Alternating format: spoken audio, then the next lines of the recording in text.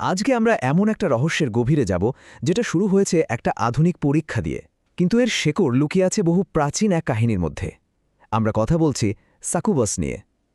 একদিকে আছে অতিপ্রাকৃত বিশ্বাস, আর অন্যদিকে আছে একেবারে সায়েন্টিফিক ব্যাখ্যা। তো চলুন এই রহস্যের পর্দাটা একটু সরিয়ে দেখা যাক।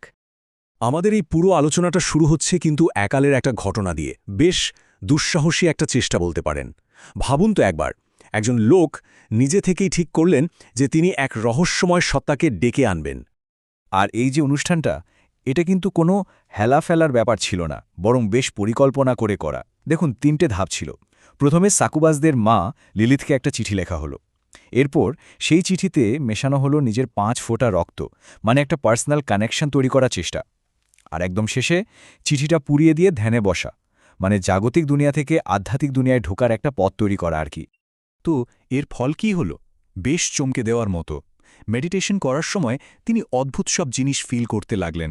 যেমন ধরুন, গালে হঠাৎ বাতাসে ঝাপটা, বুকের উপর একটা চাপ, শরীরটা কাঁপছে, এমনকি মনে হচ্ছিল যেন তিনি ভেসে বেড়াচ্ছেন। এক কথায় মনে হচ্ছিল রিচুয়ালটা আসলেই কাজ করে গেছে। এই সব কিছুর পর যিনি এই পরীক্ষাটা করছিলেন, তার সিদ্ধান্ত ছিল একদম সোজা সাপটা। অপদেবতা বা ডেমন যাই বলুন, এরা সত্যি সত্যি আছে। কি দারুণ একটা কনক্লুশন, তাই না? কিন্তু এখানেই গল্পটা শেষ হচ্ছে না। সামনে একটা বিশাল টুইস্ট অপেক্ষা করছে। আচ্ছা, এই আধুনিক ঘটনাটার গভীরে যাওয়ার আগে চলুন একটু এর মূলে ফিরে যাই। মানে, এই যে সাকুবাসের ধারণা, এটা আসলে এলো কোথা থেকে? দেখুন, স্যাকুবাস শব্দটা এসেছে ল্যাটিন থেকে। এর আক্ষরিক মানে হল যে নিচে শোয়। আর পুরনো দিনের গল্পকাহিনী অনুযায়ী স্যাকুবাস হল এমন এক নারী অপদেবতা যে ঘুমন্ত পুরুষদের স্বপ্নে এসে তাদের লোভ দেখায়। আর এদের উৎসটা কোথায়? ইহুদি লোককথা অনুসারে এদের উৎস হলেন লিলিথ। গল্পটা হল, লিলিথ ছিলেন নাকি আদমের প্রথম স্ত্রী, কিন্তু তিনি ঈশ্বরের কথা অমান্য করে ইডেনের বাগান ছেড়ে চলে যান। আর এরপরই তিনি হয়ে ওঠেন সমস্ত অপদেবতার মা। সময়ের সাথে সাথে সাকুবাসের ইমেজটা কিভাবে বদলে গেছে সেটা কিন্তু ভাবার মতো একটা ব্যাপার। মানে দেখুন, পুরনো দিনে সাকুবাস ছিল একটা ভয়ঙ্কর, জীবন কেড়ে নেওয়া একটা সত্তা। আর এখনকার ইন্টারনেট কালচারে সেই ভয়টা আর নেই, বরং তাকে দেখানো হয় খুব আকর্ষণীয়, এমনকি অনেকে তাকে সঙ্গী হিসেবেও চায়। এই যে পরিবর্তন, এটা হয়তো আমাদের সমাজের ভয় আর ইচ্ছার বদলেরই একটা ছবি তুলে ধরে। আচ্ছা, এবার আসা যাক একটা বেশ জটিল বিষয়, অপদেবতার যৌনতা। এটা নিয়ে কিন্তু একটা বড় ধর্মতাত্ত্বিক ধাঁধা আছে। মূল প্রশ্নটা ছিল খুব সিম্পল, কিন্তু উত্তরটা কঠিন। আচ্ছা, অপদেবতাদের তো কোনো আত্মা নেই, শারীরিক শরীরও নেই, তাহলে তারা মানুষের সাথে ফিজিক্যাল রিলেশনশিপে যায় কিভাবে, বা তাদের সন্তানই বা হয় কি করে? খ্রিস্টান থিওলজি কিন্তু এই ধাঁধার উত্তর অনেক খুঁজেছে। এই ব্যাপারটা নিয়ে মূলত ৩ রকম মতবাদ চালু ছিল। একদল বলতো ডেমনরা আসলেই কামুক, নিজেদের ইচ্ছার কারণেই তারা এসব করে। আরেক দলের মতে তাদের নিজেদের কোনো কামনা বাসনা নেই, তাদের একটাই লক্ষ্য মানুষকে দিয়ে পাপ করানো।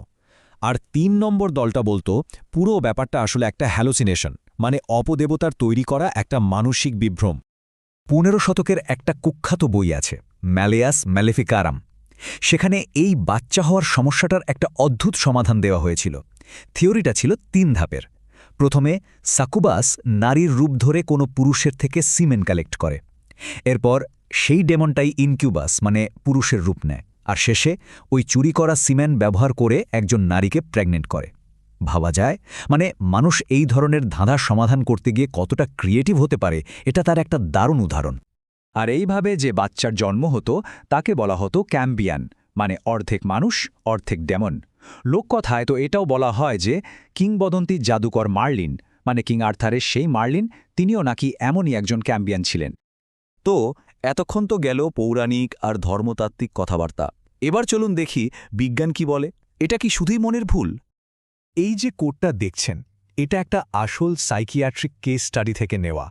একজন রোগী প্রায়ই ফিল করতেন যে কোনো একজন নারী তাকে ছুঁয়ে দিচ্ছে, যেটা শুনলে একদম সাকিউবাসের গল্পের মতনই মনে হয়, তাই না? তো এর আসল কারণটা কি? মেডিকেল সায়েন্স এই ধরনের অভিজ্ঞতাকে বলে হিপনোগজিক হ্যালুসিনেশন। ব্যাপারটা কি? এটা হলো এমন একটা অবস্থা যখন আপনি পুরোপুরি ঘুমানোনি, আবার জেগেই নেই, ঠিক মাঝামাঝি একটা পর্যায়ে। আর এই সময়েই আমাদের ব্রেন খুব জীবন্ত স্বপ্ন বা অনুভূতি তৈরি করতে পারে। এটা কিন্তু স্লিপ প্যারালাইসিসের সাথেও খুব কাছ থেকে জড়িত। তাহলে ব্যাপারটা কি দাঁড়ালো? বোঝা যাচ্ছে যে এই সাকুবাস বা ইনকিউবাসের গল্পগুলো আসলে অনেক বাস্তব ঘটনার একটা সাংস্কৃতিক ব্যাখ্যা হিসেবে কাজ করত, বিশেষ করে যখন বিজ্ঞান এত উন্নত ছিল না। যেমন ধরুন স্লিপ প্যারালাইসিস, স্বপ্নদোষ, এমনকি নানা রকম শারীরিক বা মানসিক অসুস্থতা, যেগুলোর কোনো ব্যাখ্যা তখন মানুষের কাছে ছিল না, সেগুলোকে তারা এই সব গল্পের মাধ্যমে বোঝার চেষ্টা করত। সবকিছু তো দেখলাম, পৌরাণিক কাহিনী, ধর্ম, বিজ্ঞান।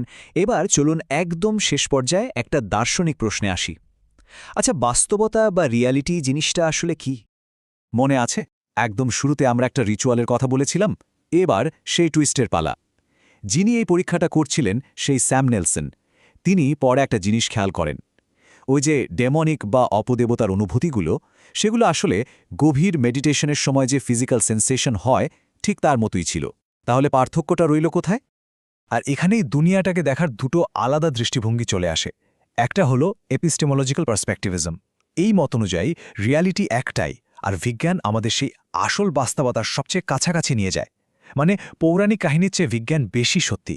কিন্তু আরেকটা মতবাদ আছে অন্টোলজিক্যাল পার্সপেক্টিভিজম, যেটা আরও গভীর। এটা বলে যে আসল বাস্তবতা কি সেটা আমরা কেউই জানতে পারি না, আমরা শুধু আমাদের বিশ্বাস দিয়ে সেটাকে ব্যাখ্যা করি। এই মতে একজন বিজ্ঞানীর কাছে যেটা হ্যালুসিনেশন, একজন বিশ্বাসীর কাছে সেটাই কিন্তু একটা বাস্তব আধ্যাত্মিক অভিজ্ঞতা, আর দুটোই যার যার জায়গা থেকে সত্যি।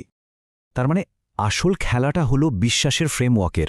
নেলসন যখন অপদেবতার কাঠামোতে বিশ্বাস করেছিলেন, তখন তার সাধারণ শারীরিক অনুভূতিগুলোই একটা অন্য মানে পেয়ে গিয়েছিল, একটা অন্য মাত্রা পেয়েছিল।